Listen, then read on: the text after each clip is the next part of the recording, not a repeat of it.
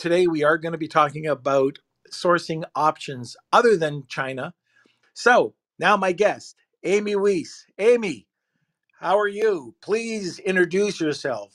I'm great. Thank you so much for having me, Norm. Hello, everyone. I'm Amy Weiss. I'm the founder of Amazing at Home e-commerce consulting. And we have helped thousands of brands both source and launch their products on Amazon, on many e-commerce channels, and even into brick and mortar retail channels. So I'm excited to be here today. I have hosted many sourcing trips to China, and I also source my products in both the US and China. And we're also hosting an upcoming sourcing trip to Mexico. I also have clients that source from all over the world, from Germany, throughout Europe, as well as India. So there's some really great places to source from outside of China. China, of course, is still the leader in manufacturing, but there are alternatives out there. So it's good to know what those options are and when you should consider them. So when we're talking about China, I think that's everybody's go-to when they think of it. Although there's a ton of different categories out there, like beauty, that I either stick to either North America or Korea for cosmetics, but for the go-tos, it's China. And there is right now a fairly big difference between dealing over in China and with the US. Would you agree? Yeah, there's a humongous difference. In fact, my lead times in the US are 12 weeks. So if we think our lead times in China are bad, it's not necessarily better or worse in different countries. It's just a matter of what you're sourcing and what's going to work for your business. And you have to think about economics as well, because even sourcing in the US, some people like to have their products made in the USA because they get that made in the USA stamp, and people like to buy American made. However, people don't always choose American made for every product, especially if the price has to be so much higher. And it's just not economically, it doesn't make economic sense to sell that product at that price and make it in America. So that's just some considerations there. It always depends on the type of product and the economics of your business. Yeah, one of the other things that when you're looking at China, China is a machine. They know and they have been working with sellers, especially e-com sellers, for a long time. And when you place an order, what to expect, they know how to get the plan into action from A to Z. When you are dealing with the US, unless you're into the beauty category, supplements, some other products, but they're not used to e-com sellers. So we have to approach things differently because they're thinking, oh, you're not giving us 20 or 50,000 units, you're giving us 500 units. How do you get around that? Yeah, I think you brought up such an important point, Norm. It's so, in order for me, I have a large plastic product that's made in the US, and it was so hard for me to find a supplier because I literally had to basically give them my whole business plan. Manufacturers in the US are normally companies themselves, right? Like brands will set up their own manufacturing facilities. So a lot of manufacturers that you find in databases in the US, databases such as like ThomasNet and those kinds of databases, Makers Row, that kind of thing, they're actually manufacturing for their brands. So they're not usually open to you just coming in and saying, hey, can you make this, right? It's not like China where you can show them a picture and they can figure it out. In China, it's more like you're shopping. But anywhere else you're sourcing, whether it's Mexico or the US or any other country, you're going to benefit from knowing your manufacturing process and knowing your business and being able to have a more in-depth conversation and not expect your supplier to be cradle to grave, right? Because your supplier in another country is not necessarily going to be able to provide packaging for you and everything for your product. You may have to source only one component at that supplier, and you might have to get your own packaging, and you might have to get your own 3PL or third-party logistics provider in order to prep and ship out your goods. I think my biggest tip for people that are wanting to source outside of China is to know their manufacturing process and know their business, because you need to have more of a conversation. And if you are only testing a product, you're wanting to just order 300 units of something, you need to have more of a plan, because most manufacturers outside of China are not set up for that. You need to have more of a plan, a long-term plan of really knowing your market, really having an understanding of where you're going with this product, because you may have to come alongside of a manufacturer, especially outside of the US, for example, like if you're in Latin America or you're dealing with a smaller supplier in India, for example, you might have to come alongside of that supplier and work together on developing that product. And then have an understanding of, okay, we're going to test the market with this first iteration of this product, but we've already validated market demand. And our plan going forward is, well, then we're going to make these tweaks and we're going to work together on the costs, work together on the long-term supply chain management. So we're going to go down some pros and cons of countries in a second. But one of the things I wanted to talk about, so this is the old guy talking here, like back in, I think it was late 90s was the first visit over to Taiwan. That's when I started doing some sourcing. And it was very, people, manufacturers wanted to do work with you, but they wanted to know your family first. So they wanted to know you. And this is so crazy. I think I've told you this before, but you go into a manufacturer and sometimes the first day you wouldn't even talk business. They would just talk to you. They wanted to know a bit about you. Next day you'd come back with the translator and you'd be talking business and seeing what you could do. Now, I'm not saying that in the US or in India or wherever, but is it still something that you would consider if you get down to a short list and you want to do plastic shoe stretchers and there's 3 manufacturers in the US, would you go and visit the factory so you can, first of all, see who they are, where they are, and negotiate terms there? So you mean, can you like rephrase that question? You're saying if it is a very, it's, you're not doing that much product development and you're really just doing kind of a stock product, are you still going to go visit? Is that your Yeah, question? so let's say that we get to a short list and you've come down and you've got a couple of different suppliers in the US. Let's say it's in the US. Let's make it simple. And you want to get them going. Are you going to like to get and establish a better relationship? The reason why I'm saying this is because they're used to a different structure. They're used to larger distributors coming in and buying 20,000 units.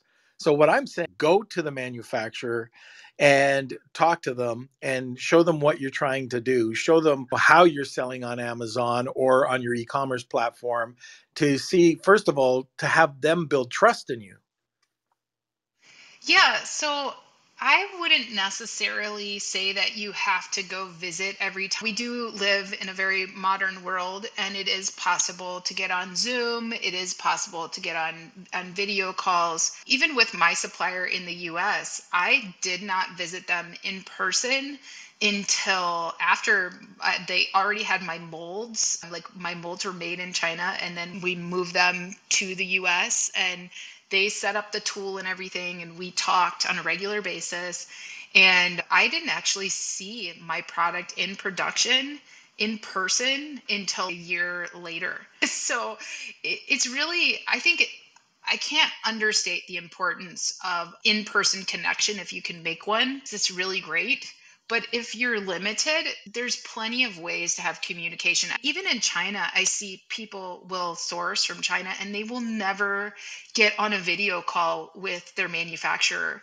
You're just doing everything via chat. And in that case, I don't think that's smart. I think you should work on the relationship, whether it's in person or it's on a video. You should be vetting all of your suppliers. You should be looking at their expertise and making sure they are who they say they are, Whether they're in the US, China, wherever it is, you want to follow the laws of that country and make sure that you're understanding what you're getting into and that they have the ability to be a good partner for you. And you have the ability to be a good partner. I think that's so important, that relationship. It's not like going to McDonald's. Yeah, let's go over to the advantages of other countries. So, some of the countries that come to mind: Vietnam is becoming stronger, India is becoming stronger.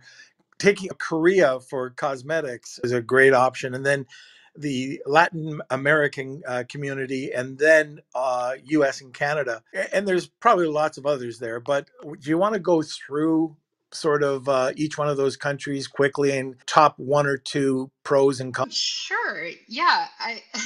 For me, it's more about, I don't really, I guess it's more about, like I said, the economics of it, like finding the right fit. That is what falls to the top of the list for me. It's not necessarily because you can find just about any product in any region if you look hard enough. But it doesn't necessarily mean that it's a good fit economically for you, or it's a good partner for you, or even logistically. You want to take all of those things into consideration. For example, Mexico is great because you can get, the lead times are really awesome. You can get your products into the US in only 2 days versus putting it on a boat from China and waiting for 30 days, and then port congestion on top of it.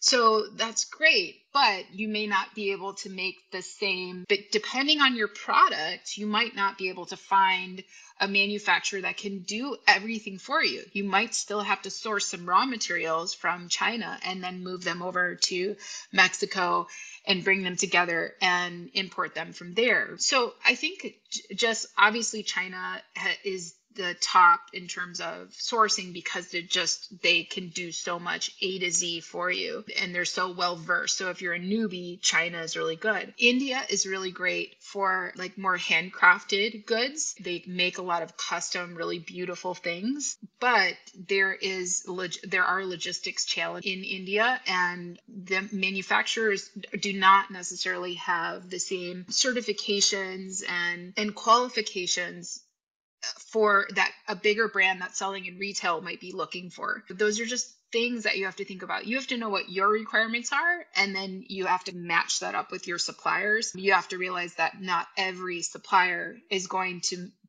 from every country is going to be able to meet your needs. Vietnam is really great. Taiwan is really great for certain goods. But even like Jordan, Israel, you can source apparel there very well. There's a lot of cotton and clothing type of products you can get from those countries, and the tariffs are very low. There's really great trade agreements where you can almost nothing for importing from those countries. So I think it's just about, as I mentioned, knowing your fundamentals. And then the US, I'll add that back in. The US is really great. For example, if you have a large plastic product, or you're doing anything that goes in your body or on your body, or you're doing food, you can always find a co-packer or private labeler in the US, Mexico, and Canada. Those are 3 really great options for any of those categories. And then if you're selling outside of those categories in metals or wooden products or cut and sew type products, that's when you really want to open up all of your potential opportunities and then start checking off the boxes. So know your manufacturing process and start checking off the boxes of finding a supplier that matches those. Yeah, one other thing I would add to that: you can also check the different types of materials, because I'm going to go back to my plastic shoe stretcher. Okay, so I don't know why I want a plastic shoe stretcher, but let's say I want this plastic shoe stretcher. I can't do it, let's say in the US for some reason. You can always look at different materials. You could look at maybe a wood plastic shoe stretcher, or a resin plastic shoe stretcher, or an aluminum one.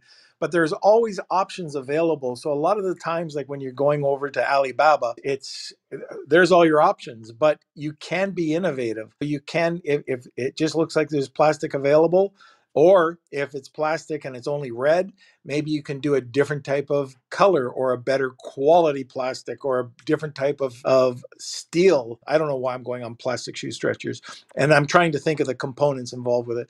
But anyways, We have done that, and we've taken and this was a very costly item. This was something that was over $100. Changed the material, made it a better, stronger material, and instead of the cost of it, the cost of goods was I think $79. We got it down to 30 something dollars in the US. And so not only do we stop the lead time, the crazy lead time coming from China and the shipping costs, we're able to do it in the US, changed the type of material, and people love it better. So that's just another angle. Yeah. I love that idea too. And I think even if you're sourcing from China, for example, like if you're looking at duties, extra duties, like wood, for example, wood and steel have extra duties to import them from China because they're readily available in the United States. You're paying extra duties on most products that are made of wood or steel by getting them from China. But you can also get bamboo products made that look just like wood and are very high quality and very eco-friendly. And so that you can get those made in China or India, in so many different countries. And yeah, Norm, I think that's a great idea. Always consider different materials and think about what that saves you. Um, and then I think a lot of times people add on a lot of additional things that they might not necessarily need, like, for example, reflective material or glow in the dark material. And those kinds of things can add a lot extra to your cost. So it's really important to know how important those things are to your market. I was sourcing a product I made myself at Hobby with out of materials from Hobby Lobby, and I was able to make it myself for $1. It was a like a phone holder for your car visor. And so I made some of these up and I put them on Amazon and I sold through them and people liked them. So even my ugly version of it. So I was like, okay, I'm going to get this. I'm going to source this in China. And I found this manufacturer who made like a phone armband that was like very similar material and everything. And he kept giving me quotes of like $4 or more per unit. And I was like, wow, I can make it myself for $1. Like I have to be able to mass manufacture it for lower. I was like, let's start breaking down these costs. And we started looking at it, and it turned out the little reflective band that went around it, which I didn't need for the car, was $2. So it's important to know your components and play around with different materials, like you're saying, Norm, because you could really save a lot of money and it might actually be easier for the supplier too. But what you have to realize about cultures in other countries, of course, in the US, we're naturally used to changing things out and being innovative. But in other countries, especially China, they're used to giving you exactly what you ask for. So they're not going to suggest another material automatically. You have to make those suggestions and then they'll work with you on it. And a lot of people don't realize that. So they go, my supplier never mentioned that was a possibility. So it's on us to be innovative and think of those things and say, okay, let's break this down. And okay, what other materials do we have options to use? And do we really need this? Or can we, for example, instead of sewing this, can we heat seal it? Is there another method that we can use to save on this? And that's really important skills to have. And it's really important to realize that when you're working with a supplier overseas, they may not automatically think to give you that option. Just trying to find my mute button. I agree. Yeah, that's some very good points. Another thing that you need to consider, uh, a lot of the times when you're going over, especially over overseas, specifically China, like Amy was saying, you go to a factory, they're so used to just giving you. They already know you want the best price, so they're trying to match that price, and they're you've got to let them know that you want something better, or if you like, one of the things that we do when we go and check out our products or our competition is we buy them and we see what they're like. And for example, that plastic shoe stretcher, I'm serious, I had somebody I was checking out plastic shoe stretchers for, and the problem was they were really crappy. You turn them and they break. So I knew right off the bat I could go and ask for something that's better, and here are the specs on it that I want, and they were able to do that. The client never went with it, but anyways, that's a whole other thing. But what I'm saying is the Chinese manufacturer, and if you go to Vietnam, probably India, they're used to, we're nickel and diming. We want nickel and dime, nickel and dime. If they know that you're looking for something better, more of a premium product, you can still get a good price, but they've got to make money, or all you're going to see is the product quality slide at the beginning or slowly slide later on your fourth or fifth order, because they've got to start making some money. Over here, if you're over in the US, you've probably already got one leg up because they're used to higher quality standards, but you still want to bring that across. Now, second point I want to make is a lot of people don't realize this. When you're going over to, let's say, a Korea or a Vietnam or an India, those Trump tariffs are gone. So you have what's called HTS codes. And those HTS codes, you want to check this out with your broker to make sure that when you are importing, that you're getting the proper tariff code, because it could range anywhere from nothing to 20-30%. And I've had this happen where I bring in soap. I'm a soap person, and I'm a soap distributor, and I brought in soap at 17%. And I realized that when I found, like, my partner, he said, look, we could ship this in as Castile soap. You can't lie, but it was zero. I saved 17% just because I changed the tariff code, and there was no Trump taxes of the 25%. So I've saved overall just over 40%. So these are things to consider as well. And especially when you're working over here with Latin America, Mexico. Amy, you specialize in US and Mexico. There's all sorts of things that make things so much easier, especially supply chain or logistic nightmares right now. Do you want to touch on that? Yeah, it's in terms of supply chain and logistics nightmares. I, I think it's something that I never factor hard coded into my costs because it's very fluid. You always have to. I think the big thing that you need to prepare for supply chain and logistics is making sure that number one, that you shop around. I see a lot of people, they'll pick one freight forwarder and they go with that one freight forwarder every single time. And that to me is the biggest mistake you can make. I have about 5 that I love, and I get quotes from all 5 every time I ship something, because they all have different spaces in different places. And so it's important to note that your costs are going to vary based on your providers. So it's really important to shop around. And then also margin is very important. Norm, I love what you said about the lowest price is not always the best, because you have to be a good partner to your supplier, and they have to make money too. It's a partnership. They make money, you make money, and our customers are happy. And we're both able to grow and scale. So it's very important. I'm always reminding my suppliers, like, okay, I'm not trying to give away the factory here. Let's work together. Let's see what we can do to meet our costs and our materials, but also, and that's another thing. If you have a good relationship with your supplier, they may have space during the pandemic and of course I know it's still during the pandemic, but during the heavy piece when there was a lot of logistics problems and we were paying $30,000 for a container, we were able to actually work with our suppliers who had previously bought space on containers. So we just went with their shippers, and sometimes it worked out for us. Other times it was the nightmare, but ultimately we didn't end up paying more than we usually pay for shipping. And if we did, it wasn't much more, where some people were paying, like I said, $30,000 for a container. And that's, how can you justify paying more for shipping than you're paying per unit? And then I think the third thing is just really being ready to increase your prices. Right now, what we're going on,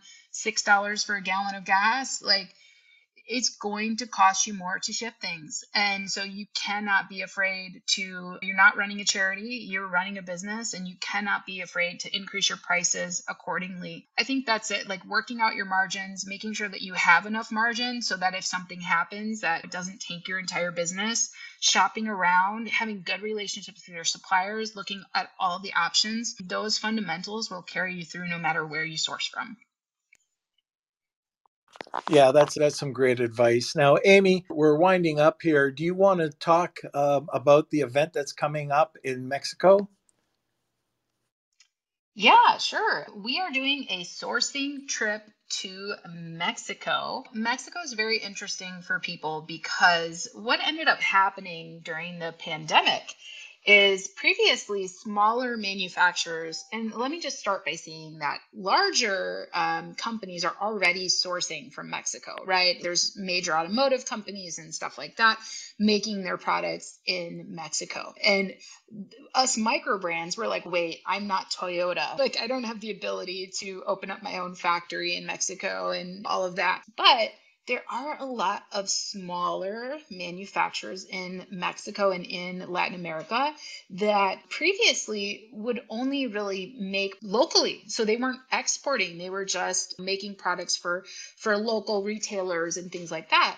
But what happened during the pandemic is a lot of those suppliers or buyers for them dried up because it really impacted businesses. And so manufacturers started looking, okay, where else can we find new buyers outside of our own borders? So this was the first time that because of the pandemic, a lot of manufacturers started really thinking about moving beyond their own borders. And so it was really a prime time to start making those connections. And so this trip that we're doing in June in Mexico is all about learning, first of all, educating people on doing business in Mexico, because you can't just go show a Mexican manufacturer a picture of something and be like, can you make this? Is not China, right? There's definitely things that we have to do differently. We're really focused on education first. And then we're also hosting a trade show there in Mexico City. We're hosting a trade show where we're bringing together some of these micro manufacturers. And our goal is twofold. Our goal is to not only teach those micro manufacturers how to work with micro brands like us, because they did not have experience with that previously, but also to teach us how to work with smaller manufacturers. And what you're going to learn by coming to Mexico with us is you're going to learn how to source from many small countries, right? From smaller manufacturers in these types of countries that, that these fundamentals cross over into any smaller manufacturer that you're wanting to work with that might not have experience like the manufacturers have in China. So that's what we're aiming to do. And it's like 2 events. Our first event is in Mexico City, and that's going to be 5 days where we are spending 4 full days doing conferences and learning all about doing business in Mexico. And then we are attending the trade show on one day. We're doing some fun tourism stuff too. We're doing some gala dinners and just lots of networking, lots of fun. It's a great business write-off and experience all in one. And then the second half, we're actually doing a mastermind in Cancun. And that's where we're going to do some advanced e-commerce topics. And we're going to have some of the best speakers in the industry there in Cancun with us. And the goal, of course, is fun and just learning those advanced techniques there as well. That's all the information on the Mexico trip, and you can actually go to themexicotrip.com to learn more and sign up. Yeah, I think it's going to be a great opportunity. In fact, Alibaba is actually is the primary sponsor for it. There's going to be a great opportunity if you're interested in learning more about Mexico or sourcing in Mexico, how it all operates, how to get, just it's covered. And I believe that right now there's about 16 different speakers, maybe even more, but they're all top in the industry, plus from the Latin American market too. So anyways, Amy, I just want to thank you for coming on. We're going to miss next week. Amy and I are going to the Prosper Show in Vegas. If any of you are Amazon sellers, if you see us, come up, say hi. And I think that's it for today. Rachel, thanks for coming on and monitoring everything for us. And thank you Startup Club, for allowing me to have this slot every week. We will see you later. Bye. Thank you for having me. Thanks, everyone.